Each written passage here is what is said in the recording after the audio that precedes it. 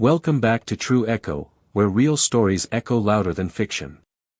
Today's story is one you'll never forget.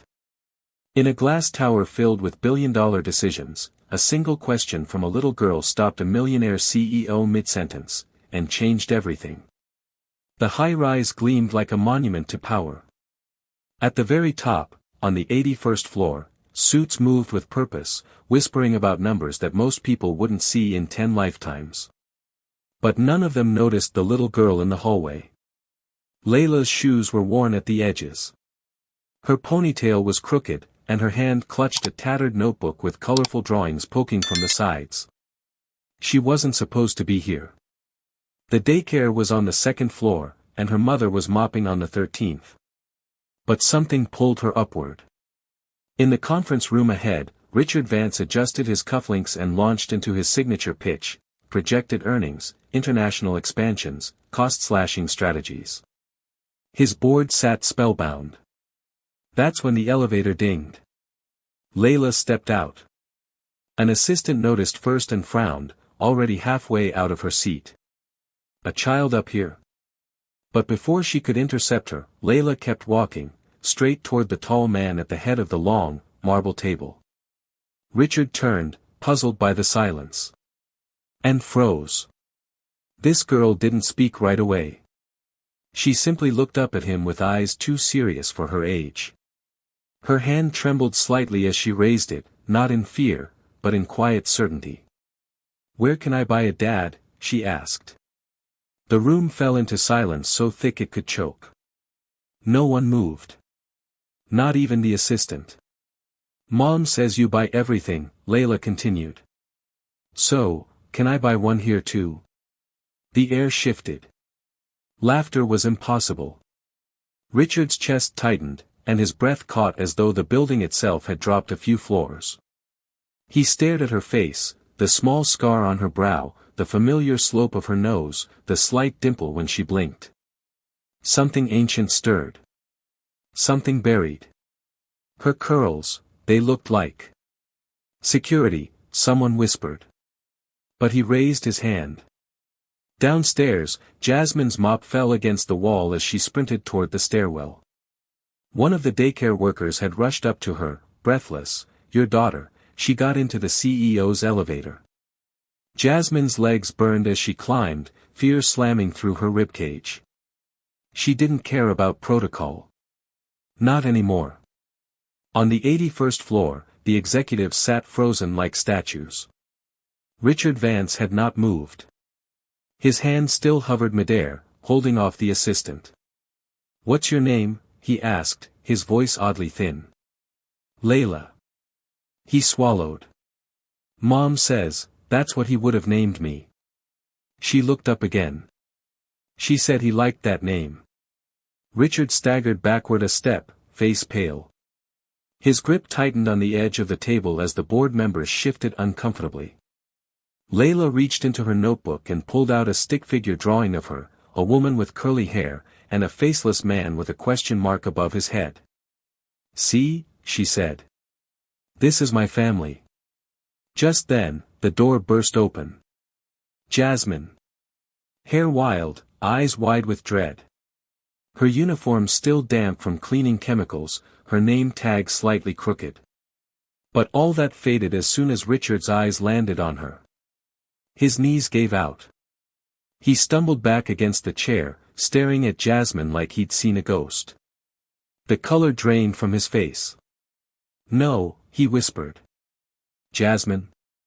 And for the first time in 15 years, she spoke his name. Richard. The board members didn't know where to look. Some stared at their tablets. Others looked at the floor, pretending not to witness a history detonating in front of them. Richard Vance, the man Forbes once called the Iron CEO, looked shattered. Not shaken, shattered. Why didn't you tell me?" he asked, still crouched, still staring. Jasmine pulled Layla close. "You made your choice a long time ago." "I didn't know, Jasmine, I swear." "You knew enough to leave." The room felt colder. Even the windows, with their panoramic skyline views, suddenly felt like walls. I thought, he tried to stand again, but his legs were trembling. I thought you got married. Moved on. Your number changed. My family, my father, he threatened to cut off everything. I was young. You were a coward. That word hit him harder than a slap. He looked at Layla. Her tiny hand clutched Jasmine's tightly, her eyes confused but curious. I didn't know, he whispered again, softer this time. I didn't know I had a daughter. But you knew you left someone who loved you. That was enough. Layla tugged Jasmine's sleeve. Mommy, is he my dad? Jasmine's lip quivered, and she knelt beside her daughter. He might be. Layla looked at Richard again. Are you gonna be my dad now? The silence stretched unbearably. The next few minutes were chaos. The assistant finally stepped forward, asking if Jasmine and Layla would like to wait somewhere private. Richard barked, no, louder than intended, then softened his voice. They stay. He didn't care if the board watched. Let them. Let the whole world see. The image of Layla's drawing was still burned into his mind. Later that evening, Jasmine sat in the back seat of a luxury car, arms folded, silent. Layla snoozed in her lap. Richard sat across from her. The ride was smooth. The silence was not. You don't have to do this, Jasmine said, finally. I want to, he answered. I need to. You left. You erased me. You erased her before you even knew she existed. His jaw tightened. And I will spend every day trying to make that right. Not with money. No, he said. With truth. He pulled out a folder. Inside, DNA test forms, a notarized letter of paternity acknowledgement, and an executive-level job offer for Jasmine. It wasn't hush money. It was restitution. This is real, he said. No PR stunt. No press release. But I am going to fix this. Layla deserves everything I never gave her. And so do you. She didn't answer. But when they arrived at the apartment complex where she lived, and he offered to walk them in, Jasmine said only, she can say goodnight. And Layla hugged him. Richard didn't sleep that night. The penthouse was quiet, too quiet. The walls felt cavernous, hollow in a way they never had before. His suits hung in rows like empty shells, his trophies and framed magazine covers stared down at him like reminders of all the wrong things he'd valued. He walked into his office around 3 a.m., pulled out the last photo he had of Jasmine from college, buried in a drawer, behind old tax forms. She was smiling, barefoot on the grass, and looking directly at him like she knew something the world didn't. And he'd given it all up. For fear. For pressure. For the cowardice of fitting in. By sunrise, he had drafted 3 internal memos. One went to legal, fast-tracking full paternity acknowledgement and visitation arrangements. Another went to HR, effective immediately. Jasmine Miller would be removed from the janitorial schedule and reassigned as a diversity, equity and inclusion consultant with full salary, benefits, and office access. And the third? It was for himself. A confession. Later that morning, as staff poured into the building, rumors were already flying. Something had happened in the boardroom. The CEO looked haunted. And the woman in housekeeping? She was seen escorted by security, upstairs, not out. Layla came to daycare with a new sparkle in her eyes. Jasmine carried herself differently. Not angry. Not proud. Just resolved. When Richard stepped onto the executive floor at 9:03 a.m., he didn't speak to anyone. He went straight to the mic at the company's live broadcast studio and surprised the entire workforce with a town hall address. I have something personal to say, he began, his voice trembling just enough. 15 years ago, I abandoned someone I loved because I was afraid. Afraid of losing status, comfort, and family approval. That decision led me to walk away from a woman who didn't deserve it. And from a child I never even knew existed. There was a collective gasp in offices across the country. She walked into our boardroom yesterday. 7 years old. Asked if she could buy a dad because that's what people do here, right? We buy.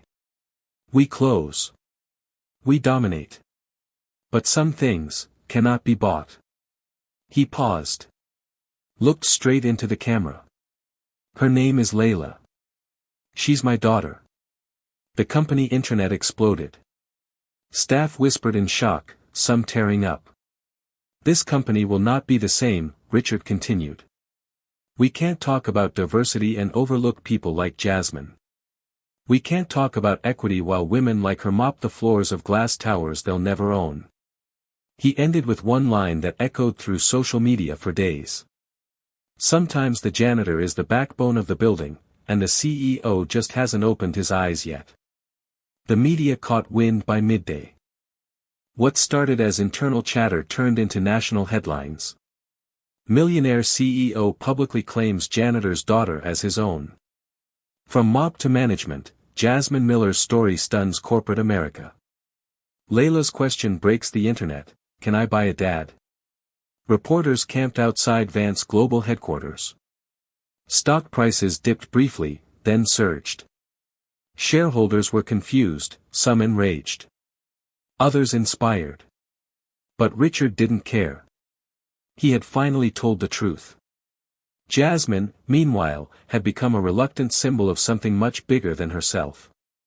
Women from all walks of life flooded her inbox with stories: abandonment, motherhood, betrayal, survival. She never responded publicly, but she read every single word. Layla didn't understand the chaos. She only knew her new daddy picked her up from daycare now.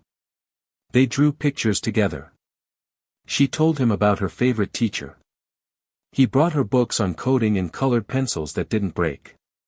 She asked a question once, at bedtime. Do you love mommy? Richard froze. Jasmine, who was tidying the kitchen, heard the silence. She leaned against the doorframe, arms folded, waiting. Richard cleared his throat. I never stopped. Layla blinked. Then why didn't you come back sooner? He knelt beside her. Because I was stupid, and scared, and wrong. And I'll be trying to make that right for the rest of my life. She tilted her head. You're doing okay now. Jasmine looked away, but her eyes softened. Back at the company, things were shifting. HR files were reviewed. Salaries compared. A troubling trend emerged: qualified employees of color being overlooked or underpaid. Richard demanded action. Promotions were expedited.